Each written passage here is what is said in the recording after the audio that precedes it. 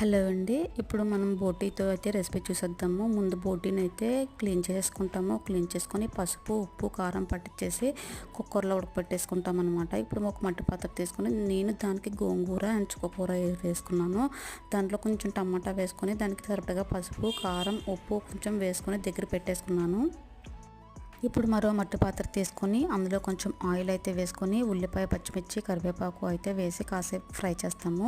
అలా ఫ్రై చేసిన తర్వాత ఉడకబెట్టుకొని ఉంచుకున్న ఈ బోటీని అయితే దాంట్లో వేసేసుకొని మొత్తం వాటర్ అంతా కొంచెం దగ్గర పడేటట్టు చేసుకొని మనం ఉడకబెట్టుకొని ఉంచుకున్న చుక్కకూర అండ్ గోంగూర ఉంటుంది కదండి, దాన్ని అయితే వేసేస్తాము. వేసేస్తే కొంచెం పులుపుగా ఉంటుంది. పులుపు అయితే దానికి పట్టి టేస్ట్ అయితే బాగుంటుంది.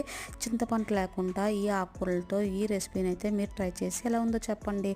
డిఫరెంట్గా ఉంటుంది. డిఫరెంట్ ఫ్లేవర్ అయితే వస్తుంది. పుల్ల పుల్లగా, కారం కారంగా, స్పైసీగా అనుకునే వాళ్ళు కారం తగ్గట్టుగా వేసుకోండి. Thank you for watching. Bye.